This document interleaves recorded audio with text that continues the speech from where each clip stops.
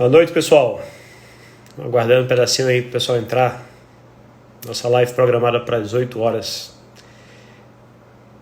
Me escutam bem? A Alana aqui tá na live, dá um feedback do áudio.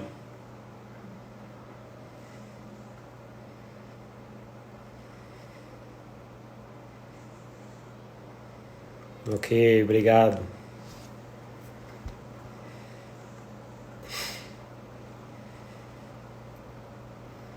Obrigado, Yuri. Daqui a pouco eu vou colocar aqui o nosso convidado.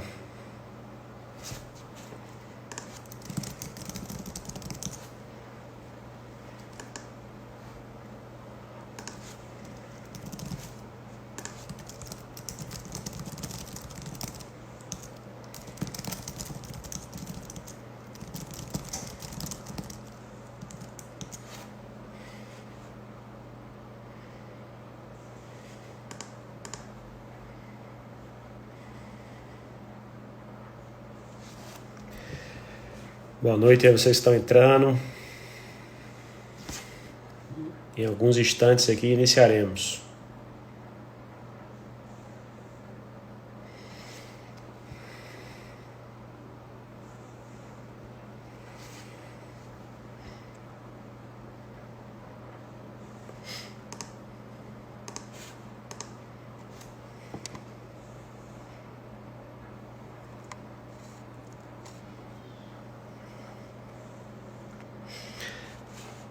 Alexandre, aqui está falando que você não pode participar. Acho que é melhor você ir para o celular.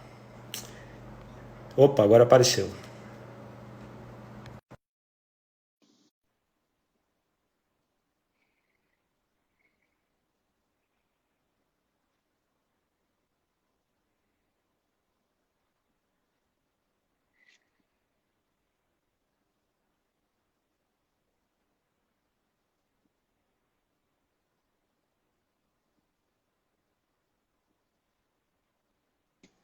Opa, meu amigo, tudo bom? Agora consegue. Opa, agora Tentei, sim. tentei não usar o celular, mas não foi possível. Acho que estava no desktop, aparecia aqui, mas ele dizia não pode ingressar. Deve ser alguma limitação aí. Acho que o Instagram só funciona com Windows 10, é cheio Eu só de... uso o back aqui, eu não tenho nada. Então não vai não. Eu também uso o Mac. Bem, então, o pessoal está entrando, né? Respeito aí a quem entrou no horário. Queria apresentar aqui o nosso convidado, Alexandre Soares Gomes. Ele é, em termos de formação, né, mestre em Direito e Engenharia Elétrica. Bem interessante, né, Alexandre? Duas áreas bem distintas, mas é bom Como que a vida. dá uma visão holística aí de duas áreas interessantes, né? Verdade. E é presidente da Undime aqui na Regional do Rio Grande do Norte, tá? E também secretário de Educação do município de Monte Alegre. E tem participado aí de toda essa discussão como presidente da Undime na Regional do Rio Grande do Norte sobre esse aspecto aí do retorno às aulas. Então, Alexandre, nessa seara, sei que tem aí toda uma discussão, o próprio CONSED, né, que é o Conselho Nacional de Secretários de Educação, lançou aí um guia, né, lançou um guia de procedimentos sanitários e pedagógicos, a própria Undime também, agora dia 22 de junho, também fez um lançamento de um documento com protocolos. Você que tem acompanhado aí toda essa discussão, fala para a gente aí como é que tem sido esses protocolos, como é que vai se dar esse processo. Bom, boa noite, Gleison, a todos que estão aqui nos vendo nessa live, né? Primeiro, eu vou agradecer pelo convite e parabenizar vocês aí sempre envolvidos com o tema da educação e preocupados com a resolução do problema. Essa temática de retorno às aulas, ela realmente não tem nada definido, tá, Gleison? Ainda nós estamos justamente nas discussões, são muitas entidades a nível nacional que estão tratando do assunto, e eu posso, defendendo a bandeira da Undime, muito preocupada com os municípios e a realidade dos municípios, né? A gente tem algumas peculiaridades que têm que ser tratadas realmente com outros olhos. Quando a gente fala do Rio Grande do Norte, de 1 milhão e poucos mil, 1 milhão e 100 1000 alunos que deixaram de ter aula presencial a partir do dia 17 de março, a Undime nós somos 680 mil desses alunos, né? Representando o ensino básico municipal aí do nosso estado. Esses guias, como você tratou, aí você tratou de 2 guias, que foi justamente o do Concede, que ficou o primeiro a ficar pronto, logo depois da Undime.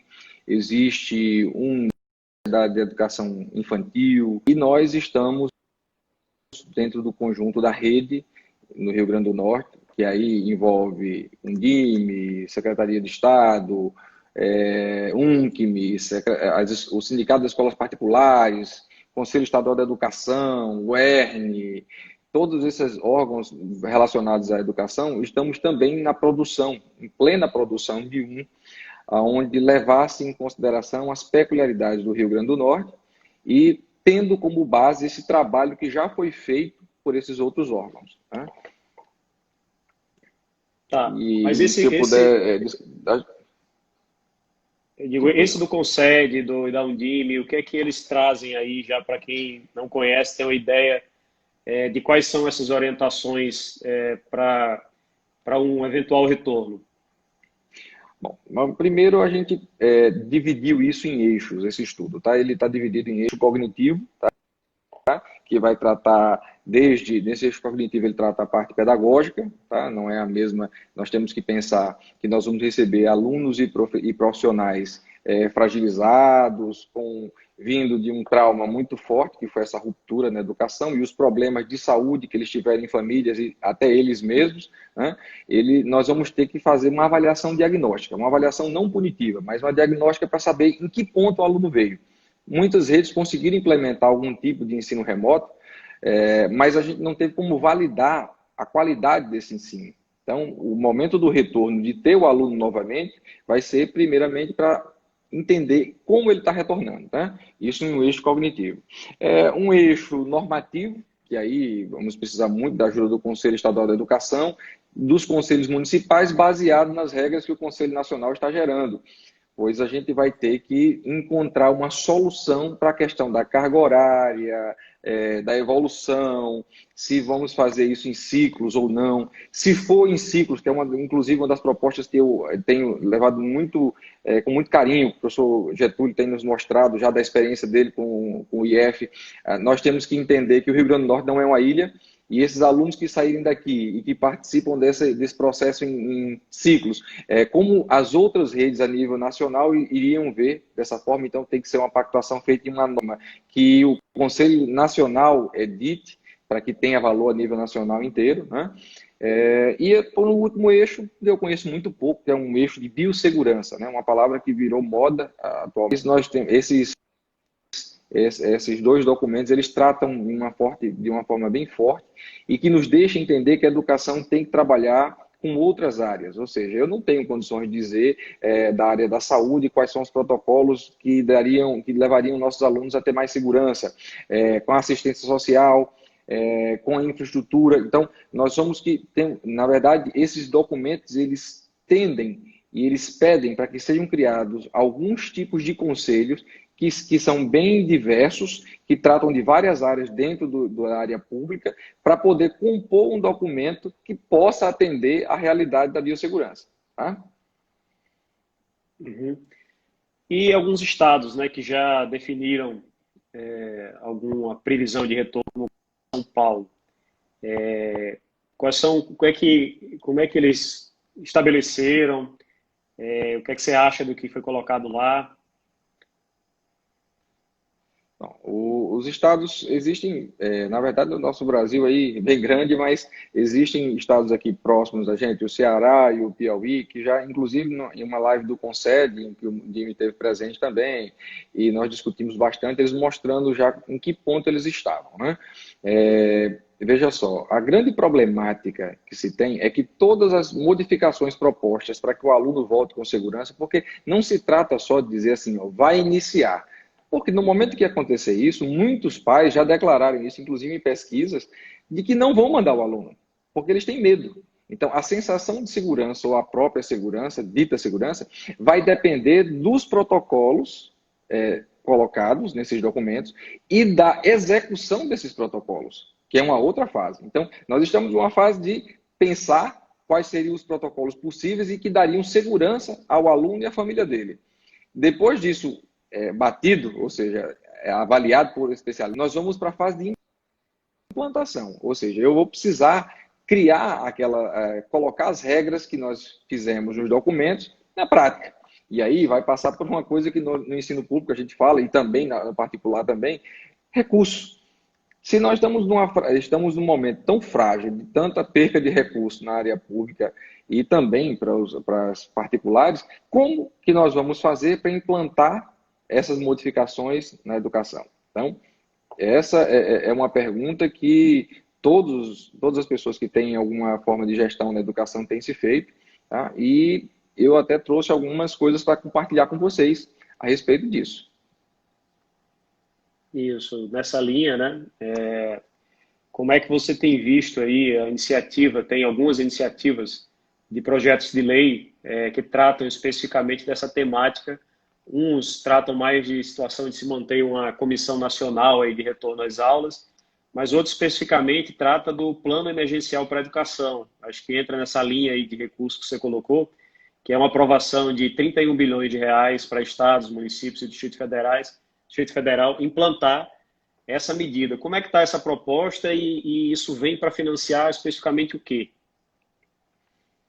Bom, a proposta é uma proposta dos deputados que inclusive se declaram da área da educação, lideradas aí pelo Idilvan, do Ceará, que foi quem relatou, quem propôs todo o projeto, e basicamente ela traz a criação de 4 níveis de conselhos para o retorno, um conselho federal, uma comissão, aí vem o estado, município e escola. Tá? Ele teria que passar por essas 4 etapas para poder dizer assim, nós vamos realmente iniciar.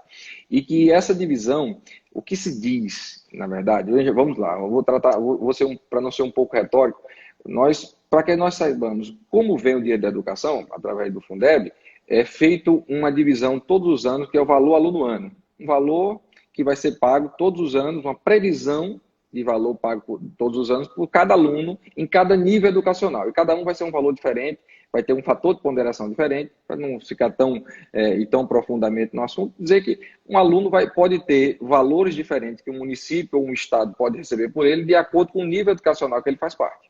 Tá? Esse valor é uma previsão. Por quê? Porque vai ser baseado na arrecadação de uma cesta de impostos que compõe esse Fundeb. O que aconteceu esse ano é que esse valor aluno-ano, que foi declarado ali no dia 27 de dezembro de 2019, e que nós, gestores de educação, calculamos o valor de cada aluno desse vezes a quantidade de alunos que eu tenho, que foi declarado no Educacenso e aceito pelo INEP. Então, eu tenho uma conta de multiplicação e eu vou saber exatamente, ou pelo menos a previsão de receita durante o ano de 2020 para a educação como um todo, né? No caso de arrecadação do Fundeb.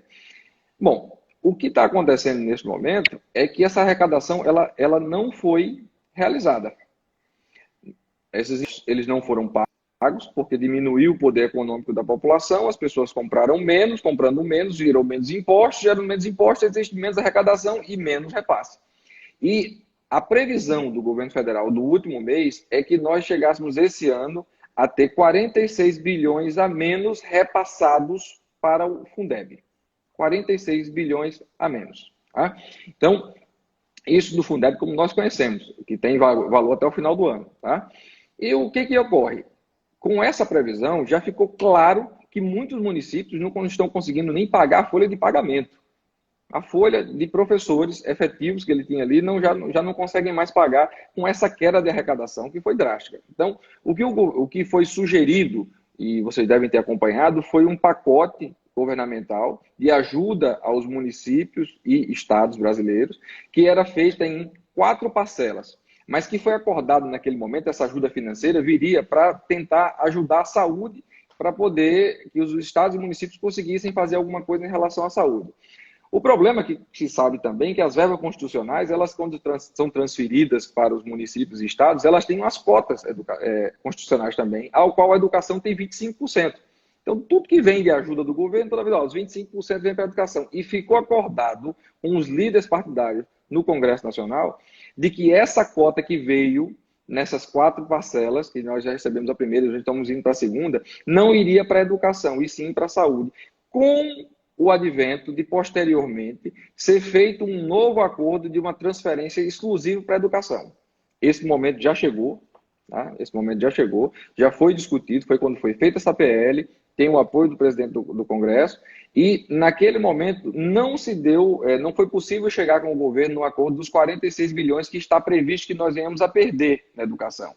E sim, eles chegaram ao valor de 31 bilhões, que seriam utilizados para os municípios criarem a condição de poder receber as modificações e ter um possível retorno às aulas. Então, essa proposta para... Não, então essa proposta não foi ótima. Ela busca fazer a recomposição do orçamento. Mas como é que vai se tratar a questão de que já alguns estados têm registrado uma migração, né, de alunos da rede privada para a pública, até por toda a situação que aconteceu e considerando que isso você contabiliza aí a partir de dados do ano passado?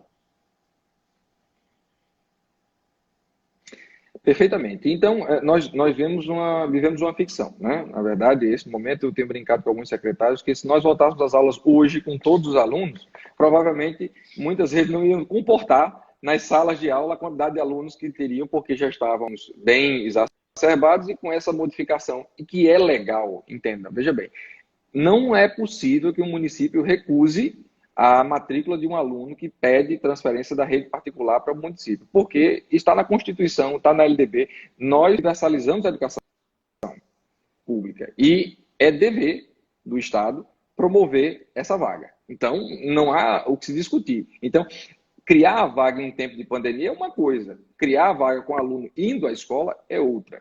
O que talvez possa estar, até entre aspas, vou botar bem entre aspas, ajudar os municípios e estados em relação a isso, é que provavelmente nós não vamos ter condições de voltar de uma forma normal, como se diria antigamente, ou seja, com todos os alunos voltar à normalidade que existia. Deve, e aí é o conceito que se está construindo, o conceito de ensino híbrido, onde parte do tempo o aluno estaria na escola e outra parte com o ensino remoto. E aí fazendo um rodízio, porque quando a gente pensa na forma de aglomeração e para cumprir as regras que estão sendo colocadas nesses documentos, como, por exemplo, manter distanciamento de 1,5 metro entre cada aluno, que nós venhamos a fazer, colocar dispersação, horários diferentes para intervalo, transportar esses alunos que também sem fazer aglomeração, ou seja, nós vamos partir de um princípio que tem uma série de modificações de espaço e tempo que não é possível. E o ensino híbrido começa a atender essa solicitação. Ou seja, se eu vou colocar parte dos alunos para estudar num dia, parte no outro, e a forma com que o Conselho Nacional de Educação vai interpretar isso e autorizar é que vai fazer toda a diferença. Isso. Então, você fala de conselho, né? Não é um problema simples aí, isso envolve muitos órgãos aí envolvidos. E aqui no Rio Grande do Norte, você que tem participado aí de todas as discussões, sei que não há nenhum tipo de data, nada, mas como é que você está essa articulação? Quem está debatendo? Vai ser uma regra única para escolas públicas ou escolas privadas? Fala um pouco aqui de como é que está toda essa articulação aqui no Rio Grande do Norte, para poder, na realidade, quem está conversando, para o pai, né, quem está na nossa live aí, que tem filho na escola, tem uma ideia aí de mais ou menos como as coisas estão se dando. Bom, e essa articulação está sendo, e aí eu tenho que aí render homenagens ao grupo que está trabalhando, é um grupo que tem, desde o início, nós começamos a reunir nesse grupo que chamamos de Rede pela Educação, desde o dia 14 de março, com reuniões muitas vezes semanais, quando a coisa está mais próxima, fazendo pareceres, o Conselho Estadual da Educação, na nome da professora Leidiana, se participar de uma forma muito ativa, bem articulada, tá? E a solução que nós estamos desenhar é que seja uma solução unificada, entendendo a soberania e a independência de cada rede, né? Existe hoje uma questão, o que parou a educação não foi a própria educação, foi uma questão de saúde. Então, é normal que nós venhamos a consultar a área da saúde, que pode nos dar maiores subsídios, que é justamente quem está nos auxiliando a tomar nossas decisões. Quando a rede particular, que tem sofrido, e aí na pessoa do professor Alexandre Marinho, que é o presidente do sindicato das escolas particulares, que nos traz a preocupação de falar, Alexandre, tem escola nossa que hoje tem 3 alunos, e tinham mais de 200. Hoje essa escola tem 3 alunos, e muitas realmente não vão voltar. Existe uma preocupação que todos nós estamos levando, que independe de qualquer outra situação, que é a questão da preocupação com a vida. Não se parou, não está se deixando de fazer porque queremos deixar de fazer. Se parou de fazer o que nós fazíamos porque se tornou imperioso, ou seja, existia pessoas que poderiam morrer se continuasse nessa mesma situação. Então, se está criando uma situação que dê possibilidade de retorno. Então, aí eu volto, a sua pergunta foi muito pertinente e muito incisiva. Mas se vocês vão voltar nas mesmas datas, isso vai depender do documento que está sendo construído, que está levando o máximo de segurança possível. E aí, quando nós fizermos esse documento, falar, está pronto agora, cada rede, pode ser que uma rede fale, eu não tenho... E essa daí possivelmente não vai retornar. E é uma outra coisa que a gente tem discutido também, é a questão da liberdade das redes discutirem. Ou seja, uma rede municipal, vamos pegar aqui o município de Monte Alegre, esse documento está sendo construído, está sendo desenhado para que a rede vá poder conversar, mas que converse com a comunidade escolar. E aquela que não é seguro voltar mesmo os protocolos, ela não vai retornar. Tem que haver essa liberdade, para que ninguém seja imposto, para que não seja imposto a ninguém uma forma insegura de que ele volte a funcionar. Tem que ser da vontade de cada um. Excelente. E, Alexandre, mais 2 coisas. A gente sabe que tem uma série de normativos, né, da Lei de Diretrizes da Educação, são vários normativos que tem na nossa educação, os 200 dias letivos, enfim, são vários. 2 perguntas, né? Como é que vai se dar isso? Como é que está se dando esse processo de flexibilização, porque a gente não sabe quando vai voltar, e se voltar, como é que vai ser, ou seja, o que é que já está se discutindo com relação a isso, mas não só no critério de carga horária, que você tem algumas normatizações de carga horária, mas também no aspecto da avaliação do estudante, né?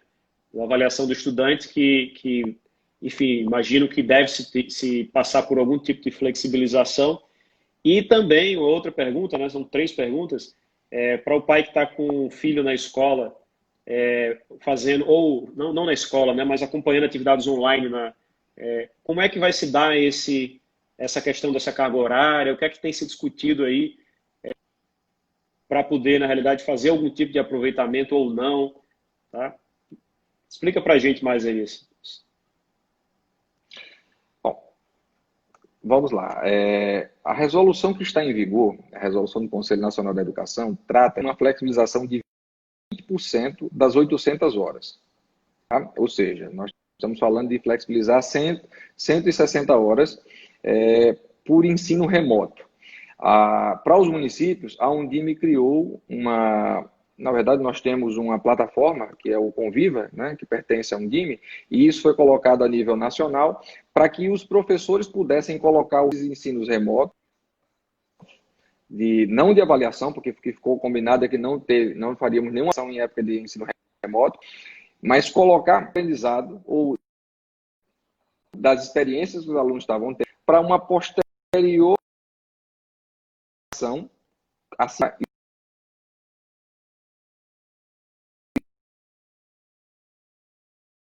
está utilizando lá a parte de ensino remoto também que vocês têm, e também ficou acordado de não fazer avaliação, mas os professores conseguem colocar conteúdo que foi colocado ali, né, que foi administrado aos alunos mesmo de forma remota. E isso tem um valor, tá? Mas o que eu tenho falado a todos nesse momento é que a coisa que nós temos que dar menor importância nesse momento é a questão da quantidade de conteúdo que o aluno está tendo de forma normal. Ele tem que pensar em manter o vínculo com o aluno.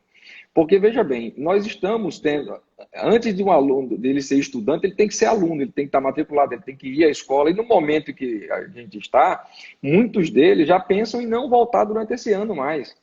Então, essa evasão escolar é um grande risco que nós corremos, mas um grande risco, que o aluno perca o interesse pela educação, perca o interesse em voltar para a escola e, com isso, possa prejudicar o futuro dele em muitos anos.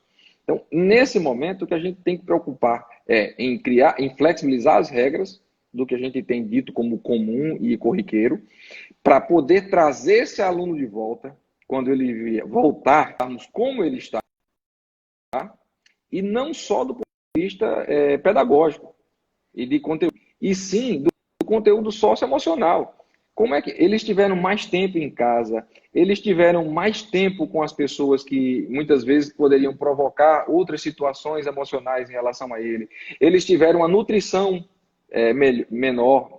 Muitas dessas crianças, a melhor nutrição que eles têm é a que ele tem na escola.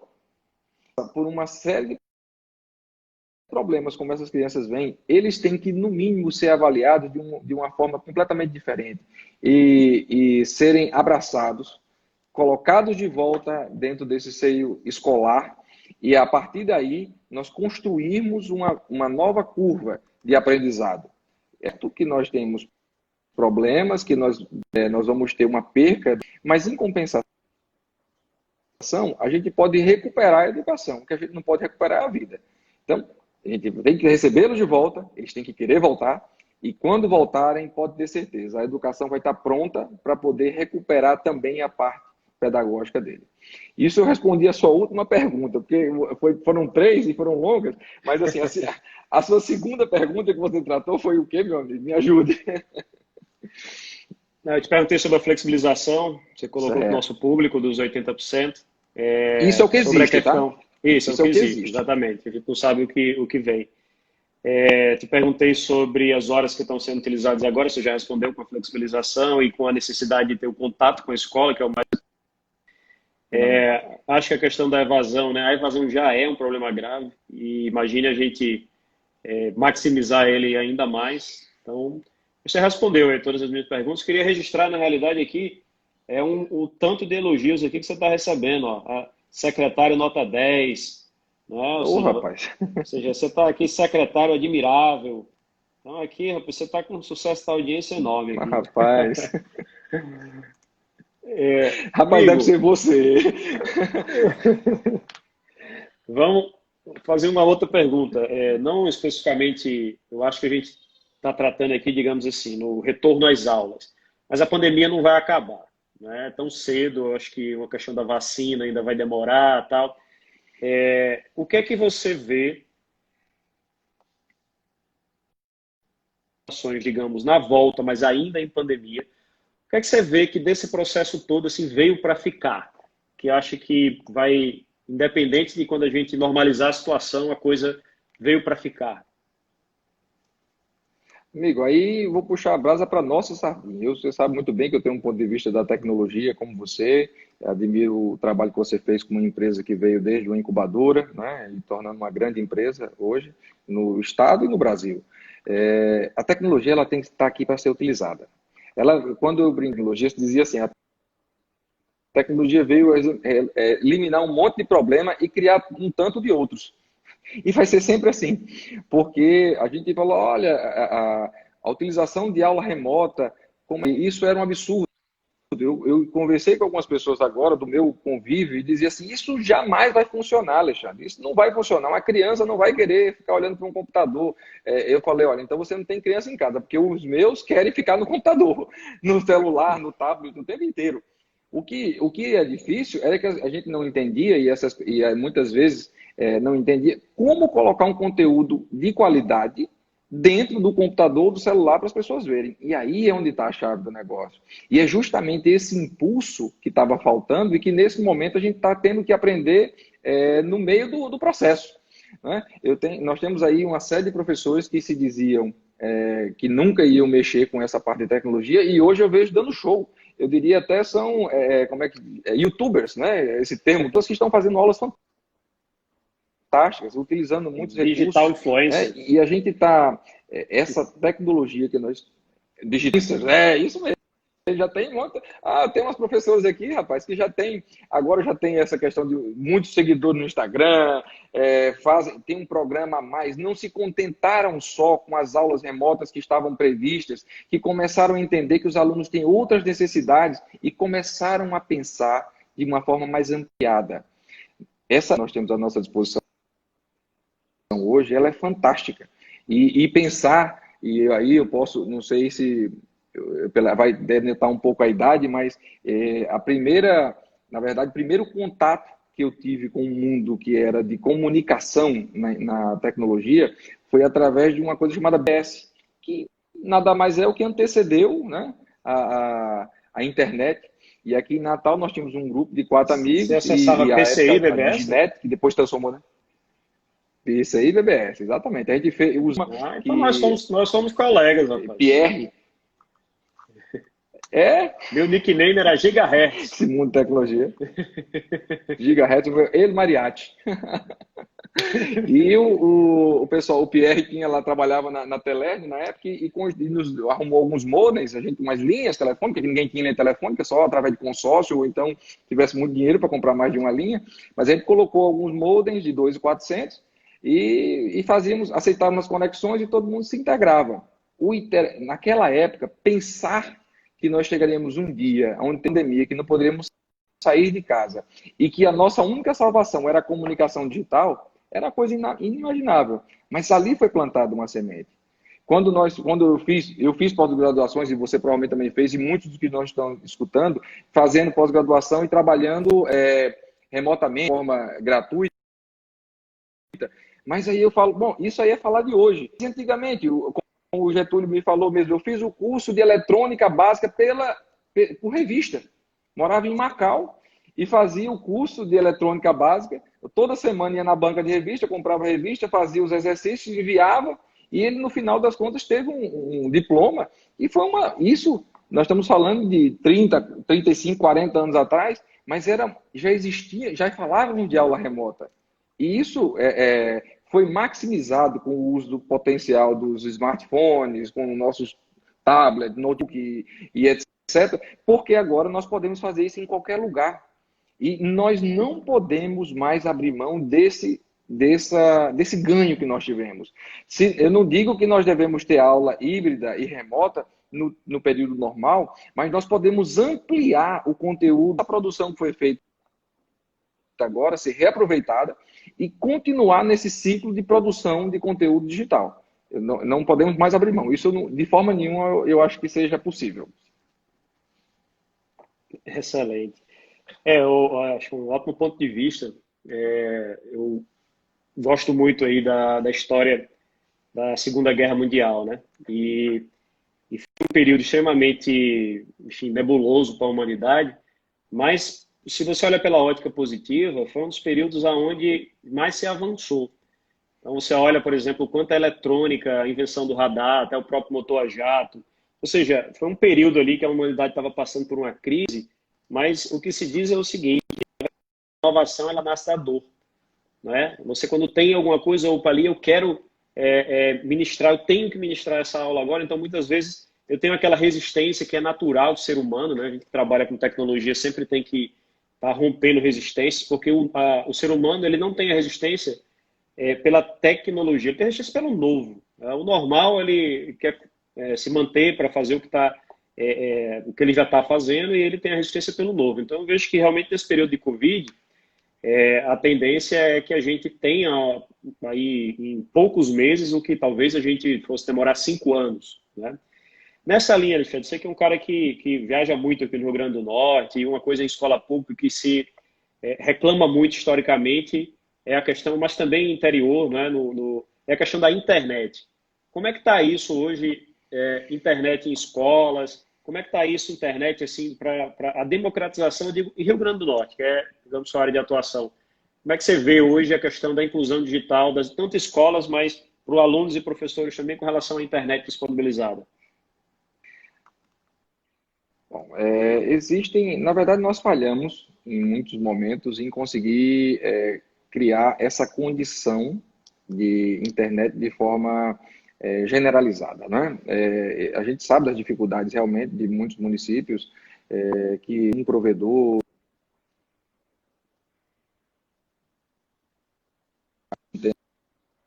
tendo uma qualidade tão boa de acesso, que automaticamente afeta as escolas, muitas escolas com acesso via satelital, que aí também tem uma série de dificuldades para que a escola se conecte. Mas quando a gente enxerga, eu vou tentar fazer um paralelo sempre com o que eu comento com meus alunos do mundo real, né? Mas é mais fácil então chegar a livros? Como é que são as bibliotecas? Porque a biblioteca data de antes de Cristo, mas essas cidades, elas têm bibliotecas suficientes? A gente tem a quantidade de livros suficiente para os nossos alunos? Todos os alunos têm acesso a livro didático, paradidático? Todo aluno tem as carteiras que precisaria? Todas as escolas conseguem ter os insumos necessários para a educação? E na maioria das respostas vai ser não. Mesmo de coisas que datam diante de Cristo, como coisas bem atuais como a internet. Nós temos hoje uma dificuldade, na verdade, pela execução da educação. Os recursos que nós temos ainda são parcos comparado ao que os alunos precisam para poder ter uma educação de qualidade. Veja bem, será que não vou citar nomes aqui, mas a das melhores de Natal, nós conhecemos mais ou menos a realidade, conseguiria dar uma excelente educação para um aluno, onde cada aluno pagasse por ano R$ 2.600 em média, por ano, para pagar a qualidade de professores que aquelas escolas particulares têm, para poder fazer... Será que esses pais, a média salarial desses pais, seriam realmente de um salário mínimo, como é a grande maioria dos alunos? Eles conseguiriam ter acesso de qualidade, computador de qualidade em casa?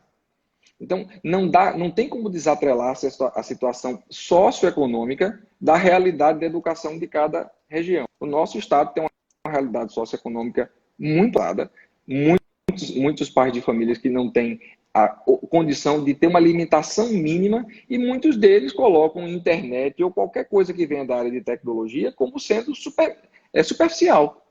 Né? Superficial por quê? Porque ele vai primeiro pensar em comer, morar, se vestir, e para depois começar a pensar nas outras coisas. O que tem que entender, e aí é uma política que tem que ser de governo, não é uma política, desculpe, uma política de Estado, não política de governo, é que nós temos que investir mais na educação. Investir mais na educação significa dizer que eu tenho que pagar melhor os pais dos alunos. Se eu tenho que ter condição de ter melhores acessos, que esses acessos sejam públicos, que se invista nisso.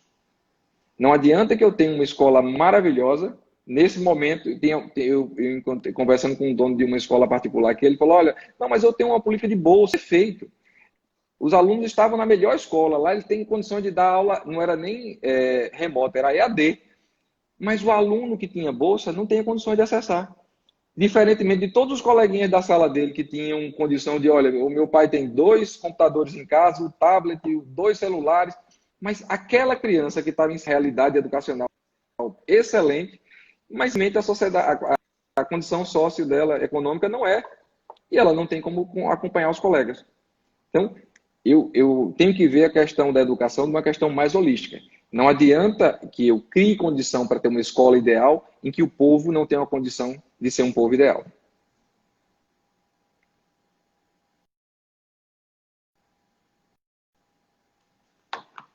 O mais jovem está tendo contato de forma, digamos, forçada, mas que está gostando muito dessa possibilidade aí de estar vendo aulas pela internet, né? Tá interagindo com os professores pelo Google Meet, ou lá pelo próprio SigEduc, por exemplo, com o SigMeet, que é a ferramenta que a gente criou para...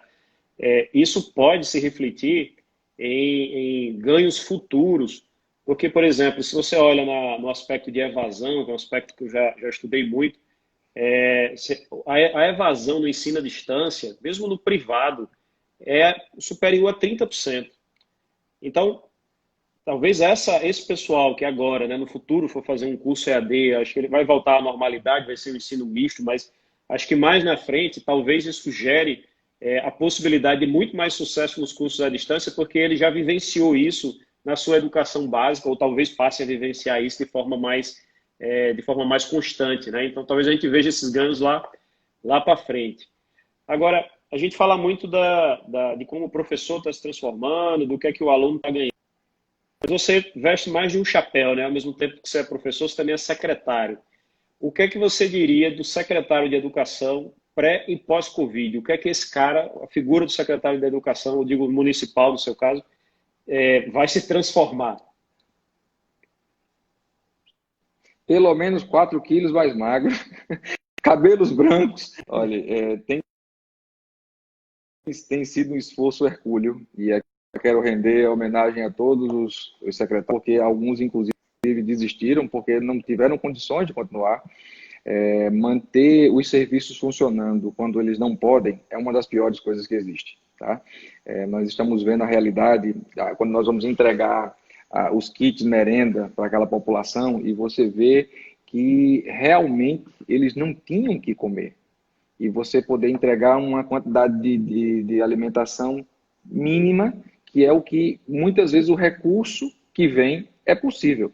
Quando algumas pessoas, vou até citar, eu gostaria desse pequeno, essa pequena vírgula aqui para explicar, um aluno para a rede particular, para a rede pública de merenda por dia recebe 36 centavos. Quando a gente coloca isso para um mês, que são 22 dias úteis, dão R$ 7,20. Minha gente, o que nós poderíamos entregar para uma criança se alimentar durante um mês com R$ 7,20? Absolutamente quase nada. Então, muitos das prefeituras, das redes que conseguiram fazer a entrega de algum tipo de kit de merenda, eles colocaram muito de recurso. E recurso que não tinha a ver exatamente com a educação. Não era um recurso da merenda, do PENAI. Então, e muitos dele, sabendo dessa realidade, e ver no nome dele na internet, ali no Facebook, nas redes sociais da vida, a oposição dizendo, olha, o kit esmola, que coisa horrorosa, como é que alguém vai sobreviver com isso? É entender que aquilo que está ali é muito mais do que a gente recebe. E você ter que entender e aceitar essa crítica e poder continuar fazendo o seu trabalho, porque só existe um motivo para a gente continuar a estar aqui fazendo o que faz. É a educação, é o aluno, é por ele que vale a pena. Então, nós temos que mudar esse conceito e fazer com que essa coisa possa... o secretário de Educação é um professor, muitos que vieram para esse lado aqui, para a parte da gestão, têm uma visão completamente diferente do que tinham como professor. E eles me dão esse relato.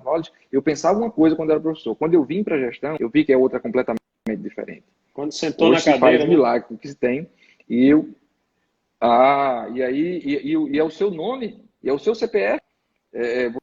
Você pode, tudo que está acontecendo, você é um ordenador de despesas, juntamente com o prefeito.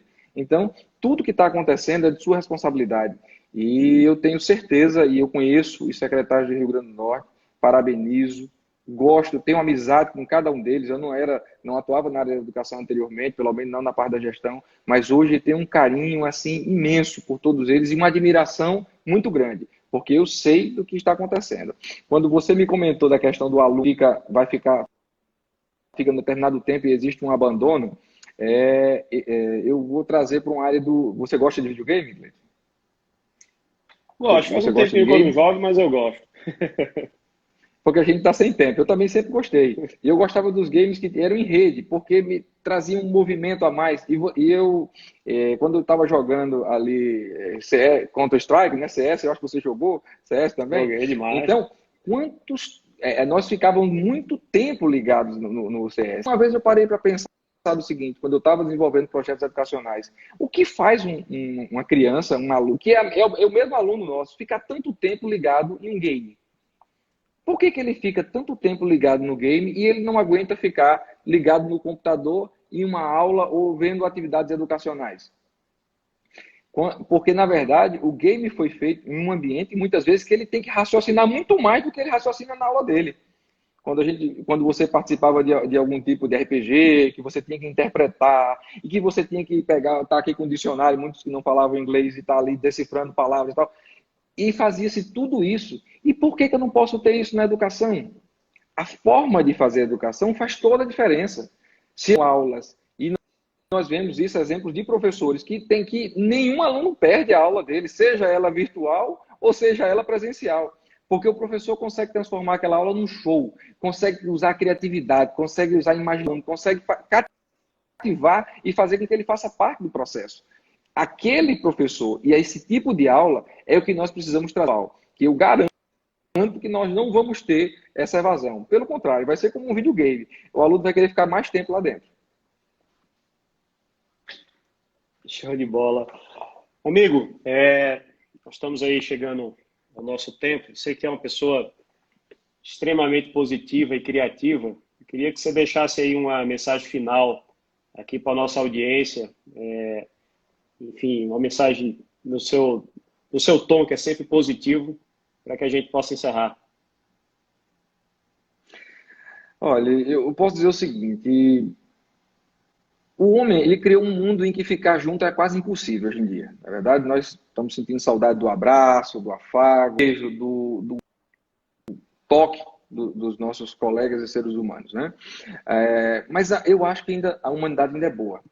Nós temos a bondade e a maldade em como qualquer outro ser humano, qualquer outra criatura que Deus criou.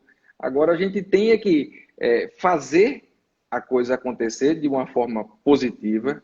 Nós podemos fazer melhor e nós vamos fazer melhor. Eu tenho certeza que a nossa educação ainda vai sair fortalecida no final desse processo. Muito bom. Da adversidade tiraremos grandes oportunidades, não é isso, meu amigo? Com certeza, com certeza. Eu vejo aqui, estou vendo, é porque passa muito rápido os comentários, mas assim, eu vi grandes amigos, a própria instituição está conectada a Undime, através do nosso perfil também, dizer que nós estamos voltando, tá? A Undime está sempre aqui à disposição em todos os seus canais, através do Instagram, Facebook, telefone, WhatsApp, em tudo, para poder continuar contribuindo para a educação pública de qualidade social. Porque a única que vale a pena, a educação, ela tem esse poder transformador, né? A gente tem aqui excelentes exemplos no nosso estado, inclusive Paulo Freire, mas o poder transformador da educação, ele só acontece quando é permitido se transformar. Então, ele transforma pessoas que transformam o mercado, o mundo. E é assim que eu quero continuar, fazendo parte desse processo. Muito bom, Alexandre. Quando a coisa vem do coração, não é? Quando tem paixão envolvida, é sempre muito mais prazeroso, porque você não consegue saber ali se aquilo ali é trabalho ou se é lazer, né? Então, importante é escutar essas palavras. Agradecer a todos aí que participaram, agradecer a você aí por ter aceito o nosso convite e muito obrigado.